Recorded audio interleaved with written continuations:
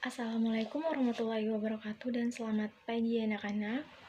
Bagaimana kabar kalian hari ini? Oke, alhamdulillah baik semua. Jadi pada hari ini kita akan mempelajari tema 5, subtema pertama pada pembelajaran 6. Sebelum memulai pembelajaran, alangkah baiknya kita berdoa terlebih dahulu. Baiklah anak-anak, sebelum kita memulai pembelajaran pada hari ini, marilah kita berdoa menurut kepercayaan dan keyakinan kita masing-masing. Berdoa dimulai. A few moments later. Sebelum itu, Ibu mau mengabsen kalian terlebih dahulu. A few moments later. Nah, sebelum itu Ibu mau tanya, ada yang tahu gambar ini gambar apa? Nah, benar sekali, gambar ini gambar orang yang sedang bermusyawarah. Gambar ini mencerminkan sikap yang keberapa dalam sila-sila Pancasila. Ya, benar sekali ya, terdapat pada sila keempat, kerakyatan yang dipimpin oleh hikmat kebijaksanaan dalam permusyawaratan perwakilan. Jadi pada gambar ini mereka sedang bermusyawarah atau berdiskusi. Adapun tujuan pembelajaran kita hari ini yaitu kalian akan menyebutkan informasi yang diketahui tentang salah satu pahlawan nasional Indonesia. Kemudian kalian akan mempresentasikan informasi yang diketahui tentang salah satu pahlawan tersebut. Kemudian kalian akan menjelaskan kaitan sikap kepahlawanan dengan makna sila Pancasila. Setelah itu, kalian akan menceritakan kaitan antara sikap kepahlawanan dengan makna sila Pancasila. Nah, adapun tertulis kegiatan yang akan kita laksanakan pada hari ini, Ibu akan membagikan kalian ke dalam beberapa kelompok. Kemudian di situ kalian akan berdiskusi mengenai salah satu pahlawan yang akan Ibu berikan lembar kerjanya. Nah, sebelum Ibu mau membahas materinya, terlebih dahulu kalian membaca tokoh nasional yang ada di buku kalian pada halaman 47. Silakan membaca. Nah, sudah dibaca semua anak-anak? Baiklah, itu ada teks tentang Pangeran Diponegoro. Perang Diponegoro terjadi pada tahun 1825 sampai dengan 1830. Perang Diponegoro merupakan salah satu perang terbesar yang pernah dialami oleh Belanda selama pendudukan di Nusantara. Peperangan ini terjadi secara menyeluruh di wilayah Jawa sehingga disebut sebagai Perang Jawa. Lanjut, setelah kekalahannya dalam peperangan era Napoleon di Eropa, pemerintah Belanda yang berada dalam kesulitan ekonomi berusaha menutupi kekosongan kas mereka dengan memperlakukan berbagai pajak di wilayah jajahannya, termasuk di Hindia dan Belanda. Untuk memperkuat kekuasaan dan perekonomiannya, Belanda mulai berusaha menguasai kerajaan-kerajaan lain di Nusantara. Salah satu di antaranya adalah Kerajaan Yogyakarta. Pada pertengahan bulan Mei 1825, pemerintah Belanda yang awalnya memerintahkan pembangunan jalan dari Yogyakarta ke Magelang lewat Muntilan, mengubah rencananya dan membelokkan jalan itu melewati Tegalrejo. Pangeran Diponegoro ini adalah putra sulung Hamengkubuwono III, seorang Raja Mataram di Yogyakarta. Rupanya pembangunan jalan yang dilakukan oleh Belanda tepat melintasi makam dari leluhur Pangeran Diponegoro. Pangeran Diponegoro tersinggung karena Belanda ingin membangun jalan tapi melewati makam leluhur dari Pangeran Diponegoro. Salah satu upaya yang dilakukan Pangeran Diponegoro dalam perjuangannya adalah menyatukan seluruh rakyat pribumi dengan semangat sadumuk batyuk sanyari bumi ditohi tekan pati. Dari kepala sejengkal tanah dibela sampai mati. Usaha ini berhasil karena disertai dengan memelopori, mencontohkan, dan memberikan komando yang jelas kepada semua rakyat, khususnya di Pulau Jawa.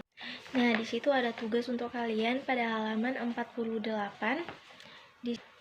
Di situ ada gambar salah satu tokoh nasional Indonesia. Silakan isi pertanyaan-pertanyaannya. Nah, sudah selesai semua anak-anak? Baik, kita akan bahas bersama-sama ya. Di situ pertanyaannya, siapa nama tokoh dalam gambar tersebut? Ya, benar sekali ya, Pangeran Diponegoro. Kemudian, apa perilaku yang pantas ditiru dari pahlawan Pangeran Diponegoro? Ya, berani dan pantang menyerah. Kemudian, perjuangan yang dilakukan pangeran tersebut Ya benar, perang melawan penjajah. Ada yang tahu di mana asal daerah Pangeran Diponegoro? Ya benar, di Jakarta. Nah, jadi pada halaman 50 di situ ada 3 pertanyaan. Nah, Ibu akan membagikan kalian ke dalam 3 kelompok.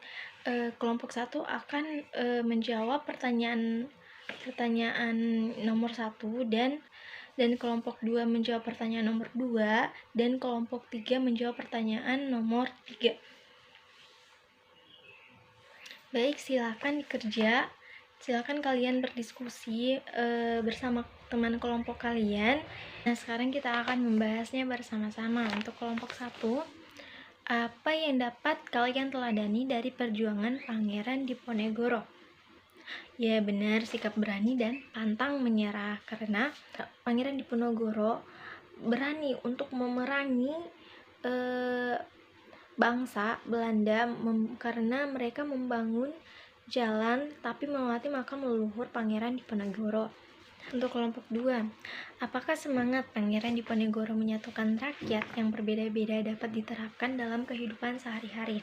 Berikan contohnya. Nah, dalam kehidupan sehari-hari, semangat Pangeran Diponegoro dapat diterapkan ya, misalnya dalam memimpin warga yang berasal dari berbagai macam suku bangsa.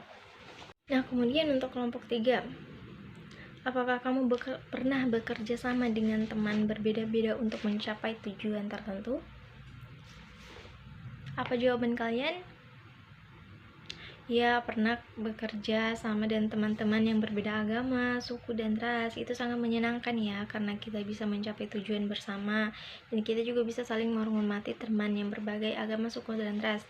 Nah, Ibu mau tanya, apakah sekarang kalian ini sudah bekerja sama dengan teman untuk mencapai tujuan? Ya sudah ya, dengan berdiskusi begini kalian sudah mencapai tujuan dalam pembelajaran. Hebat sekali ya. Nah, apakah ada yang tahu dari sikap Pangeran Diponegoro tersebut? Apakah sikapnya sudah termasuk ke dalam sila-sila? Nah, sudah termasuk ya. Ada yang tahu dari makna sila keberapa sikap Pangeran Diponegoro? Ya, benar sekali, pada sila yang ketiga, yaitu Persatuan Indonesia. Karena Pangeran Diponegoro berhasil mempersatukan rakyat untuk memerangi bangsa Belanda yang pada saat itu ingin membangun atau melakukan pembangunan jalan tapi tidak sesuai dengan pembangunan yang dijanjikan. Jadi mereka memerangi. Nah, dari pembelajaran tadi kita dapat menyimpulkan bahwa kita itu harus bersatu, tidak boleh membedakan antara agama, ras, suku, budaya, karena kita satu kesatuan, yaitu Indonesia. Nah, dari sikap-sikap pangeran tadi kita dapat mempelajari bahwa dari sikap-sikap pahlawan tadi kita dapat mempelajari sikap-sikapnya, semangat dalam melakukan sesuatu untuk mencapai tujuan yang benar, pantang menyerah, tidak egois, percaya diri, bertanggung jawab, disiplin, dan jujur. Jika kita sudah mempunyai sikap-sikap tersebut, berarti kita sama saja ya dengan para pahlawan yang berjuang pada zaman dulu untuk memerdekakan kemerdekaan Indonesia. Jadi itulah tadi materi yang sudah kita pelajari. Semoga materi yang Ibu ajarkan bisa kalian pahami, bisa kalian contoh, bisa kalian contohi, bisa kalian menerapkannya dalam kehidupan sehari-hari kalian ya. Oke, baiklah, sebelum kita mengakhiri pembelajaran hari ini, alangkah baiknya kita berdoa terlebih dahulu ya. Alangkah baiknya kita berdoa dulu ya sebelum mengakhiri pembelajaran kita pada hari ini ya. Baiklah anak-anak, sebelum mengakhirinya, marilah kita membaca doa menurut keyakinan dan kepercayaan kita masing-masing. Berdoa dimulai. Berdoa selesai. Nah, baik, terima kasih anak-anak atas kesempatan yang telah diberikan kepada Ibu, dan terima kasih juga atas perhatian yang telah kalian berikan. Wabillahi taufiq wal hidayah. Wassalamualaikum warahmatullahi wabarakatuh.